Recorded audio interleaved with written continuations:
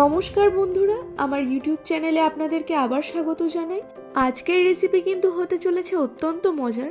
কম বেশি সব বাঙালি কিন্তু চিংড়ি মাছ পছন্দ করে থাকে, তাই চিংড়ি মাছের একটি অত্যন্ত জনপ্রিয় রেসিপি অর্থাৎ চিংড়ি মালাইকারির রেসিপি কিন্তু আজ আপনাদের সাথে শেয়ার করব। প্রথমেই চিংড়ি মাছগুলো কিন্তু ভালো করে পরিষ্কার করে কেটে নিয়েছি।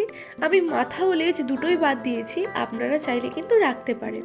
এরপর পরিমাণ মতো লবণ ও হলুদ দিয়ে চিংড়ি মাছগুলোকে ভালোভাবে মাখিয়ে নেব আর বেশ ঘন্টাখানেকের জন্য কিন্তু ম্যারিনেট করতে রাখবো।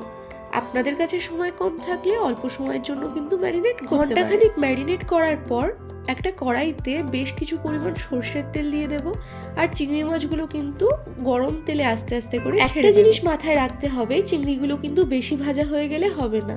5 মিনিটের মতো চিংড়িগুলোকে গরম তেলে নাড়াচাড়া করে কিন্তু নামিয়ে নিতে হবে। বেশি সময় ধরে নাড়াচাড়া করলে নুন, মিষ্টি কিংবা গ্রেভি কোনোটাই কিন্তু চিংড়ির মধ্যে ভালোভাবে ঢুকবে না। আর চিংড়িগুলোকে এপাশ ওপাশ করে দুদিকটা মোটামুটি ভেজে নামিয়ে নিতে হবে।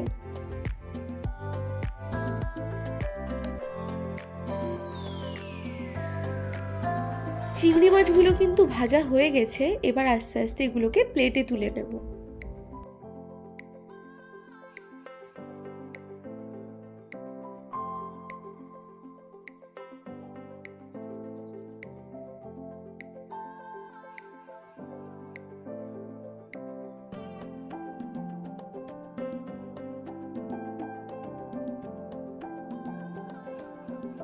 চিংড়ি মাছ ভাজা ওই তেলের মধ্যেই তেজপাতা, শুকনো লঙ্কা ও জিরে ফোড়ন দিয়ে নেব।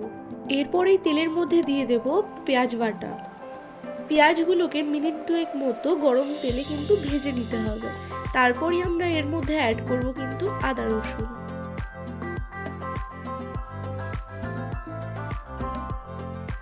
পরিমাণ মতো দিয়ে দিয়েছি আদা বাটা, তারপর কিন্তু পরিমাণ মতো দিয়ে দিচ্ছি রসুন বাটা। এরপর পেঁয়াজ আদা রসুনগুলোকে কিন্তু গরম তেলে মিনিট 5 মতো নাড়াচাড়া করে নিতে হবে। বেশ কিছুক্ষণ নাড়াচাড়া করার পর আমরা এতে অ্যাড করে দেব পরিমাণ মতো লবণ।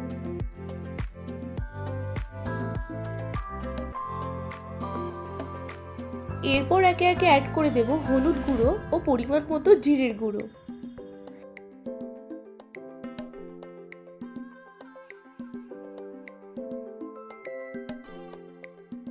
এরপর দিয়ে দেব কাশ্মীরি রেড চিলি পাউডার।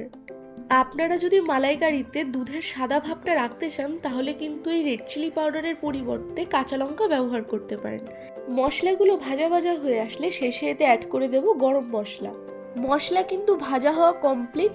এরপর আমরা আগের ভেজে রাখা চিংড়ি মাছগুলো এই মশলার মধ্যে দিয়ে বেশ কিছুক্ষণ কষে নেব।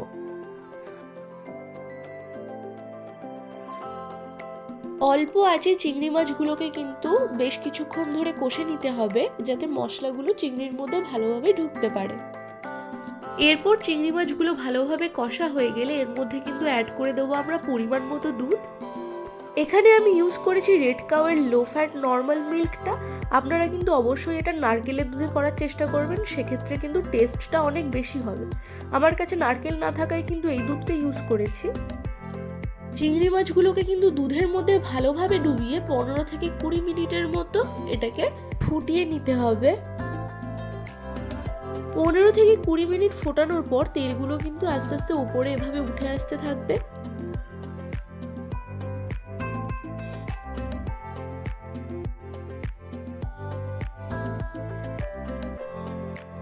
এরপর 5 থেকে 10 মিনিট হাই ফ্লেমে কুক করার পর দুধ কিন্তু আস্তে আস্তে শুকিয়ে আসবে আর তেলগুলো কিন্তু আস্তে আস্তে ভেসে আসতে থাকবে।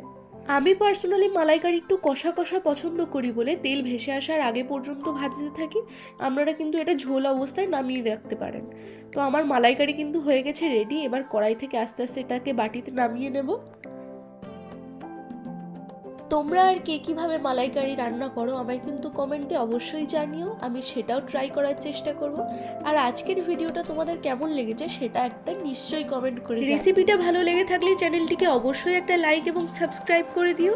আরও এরকম মজার রেসিপি পেতে আমার চ্যানেলটি কিন্তু অবশ্যই সাবস্ক্রাইব করে রেখো। আজকের জন্য এটুকুই। সবাই ভালো থেকো, সুস্থ থেকো।